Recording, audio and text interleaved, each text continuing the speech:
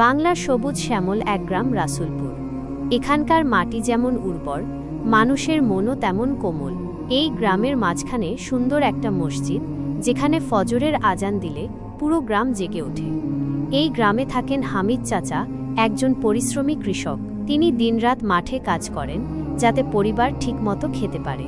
তার স্ত্রী রুকাইয়া বেগম ঘরের সব কাজ সামলান, আর তাদের 2 সন্তান 10 বছরের মারুফ আর 8 বছরের রফা সারাদিন গ্রামের অন্য বাচ্চাদের সাথে খেলে বেড়ায়।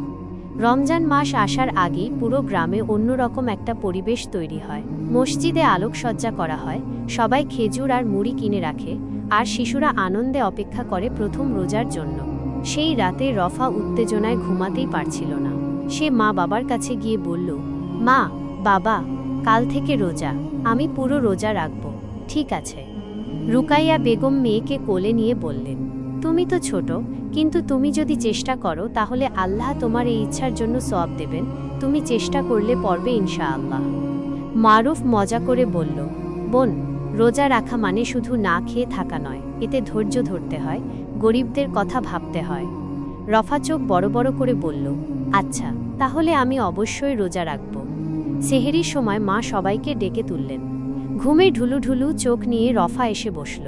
সবাই একসাথে বসে মজা করে সেহরি করল। রফা খেতে খেতে জিজ্ঞেস করল, বাবা, রোজা রাখলে কি হয়? হামিদ চাচা হেসে বললেন, রমজান হলো ধৈর্য ও আত্মশুদ্ধির মাস। এই মাসে শয়তানকে শৃঙ্খলিত করা হয়, আর যারা রোজা রাখে আল্লাহ তাদের পুরস্কৃত করেন। রফা অবাক হয়ে বলল, আচ্ছা, তাহলে আমি তো ধৈর্য ধরতেই পারব। সকাল থেকে রফা আর মারুফ রোজা রেখে খেলতে গেল, কিন্তু দুপুর গড়িয়ে বিকেল হতেই রফার পিপাসা বেড়ে গেল। সে বারবার পানি খেতে চাচ্ছিল।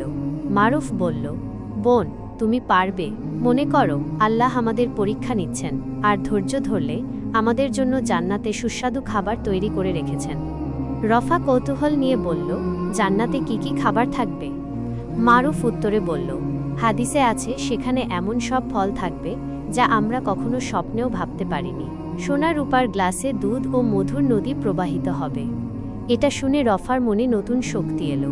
সে বলল, আমি রোজা ভাঙব না। বিকেলে হামিদ চাচা মাঠ থেকে ফিরে এলেন, কিন্তু তার চেহারা বিষণ্ণ দেখাচ্ছিল। রুকাইয়া বেগম জিজ্ঞেস করলেন, কি হয়েছে? হামিদ চাচা বললেন, আজ আমি বাজারে গিয়েছিলাম, সেখানে দেখলাম কয়েকজন মানুষ ঠিকমতো ইফতারও করতে পারছে না, তাদের ঘরে খাবার নেই। এটা শুনে মারুফ আর রফা খুব দুঃখ পেল। রফা দৌড়ে গিয়ে নিজের টিনের বাক্সে রাখা পয়সা এনে বাবার হাতে দিল। বাবা, এটা দিয়ে খাবার কিনে দাও, যাতে ওরা ইফতার করতে পারে। হামিদ চাচা বিস্ময়ে তাকিয়ে থাকলেন। মারুফও তার সঞ্চিত টাকা বের করল। সন্ধ্যার আগে হামিদ চাচা বাজার থেকে খেজুর, ছোলা, মুড়ি আর ফল কিনে দরিদ্রদের মাঝে বিতরণ করলেন। এক বৃদ্ধা কেঁদে বললেন, বাবা, আল্লাহ তোমার পরিবারের ওপর রহমত বর্ষণ করুন। আজ তো আমাদের জন্য ঈদের মতো আনন্দ হলো। হামিদ চাচার চোখেও পানি এসে গেল। ইফতারের পর সবাই মসজিদে গেল তারাবিহ নামাজ পড়তে। পুরো মসজিদে কুরআনের সুমধুর তিলাওয়াতের ধ্বনি ভাসছিল। নামাজ শেষে রফা বাবার হাত ধরে বলল, বাবা, আজ আমি অনেক কিছু শিখেছি। রোজা শুধু না খেয়ে থাকার নাম নয়, বরং ধৈর্য, দয়া আর গরিবদের সাহায্য করার নাম। হামিদ চাচা মেয়েকে বুকে টেনে নিয়ে বললেন, তুমি ঠিক বলেছ মা। রমজান আমাদের আত্মশুদ্ধি শেখায়, আমাদের একে অপরের পাশে দাঁড়ানোর শিক্ষা দেয়। রফা মনে মনে প্রতিজ্ঞা করল, সে সারা জীবন গরিবদের সাহায্য করবে। রমজানের শেষ দিন এলো। পুরো গ্রামে ঈদের প্রস্তুতি শুরু হলো। হামিদ চাচা গরিবদের মাঝে নতুন পোশাক বিতরণ করলেন। মারুফ আর রফা তাদের পুরনো খেলনাগুলো দরিদ্র শিশুদের দিয়ে দিল। ঈদের দিন সকালে নতুন জামা পরে সবাই ঈদের নামাজে গেল। নামাজ শেষে সবাই একে অপরকে জড়িয়ে ধরে বলল, ঈদ মোবারক। হামিদ চাচা বললেন, আজ আমরা শুধু আনন্দ করব না, আমরা সারা বছর রমজানের শিক্ষাকে মনে রাখব, দয়া, ভালোবাসা আর আল্লাহর প্রতি কৃতজ্ঞতা। মারুফ আর রফা একসঙ্গে বলল, ইনশাআল্লাহ। রমজানের শিক্ষা, রোজা কেবল না খেয়ে থাকার জন্য নয়, বরং ধৈর্য, সহমর্মিতা এবং আত্মশুদ্ধির জন্য। দান ও দয়া, গরিবদের সাহায্য করলেই আল্লাহ আমাদের আরও বেশি দেন।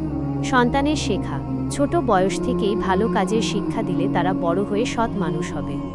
ঈদের প্রকৃত আনন্দ, ঈদ শুধু নতুন পোশাক পরার জন্য নয়, বরং সবাইকে নিয়ে আনন্দ ভাগাভাগি করার জন্য। শেষ কথা, এই গল্পটি একটি সাধারণ মুসলিম পরিবারের মাধ্যমে রমজানের প্রকৃত সৌন্দর্য তুলে ধরেছে। এতে ছোটদের জন্য নৈতিক শিক্ষা, বড়দের জন্য অনুপ্রেরণা, আর সকলের জন্য আল্লাহর রহমতের বার্তা আছে।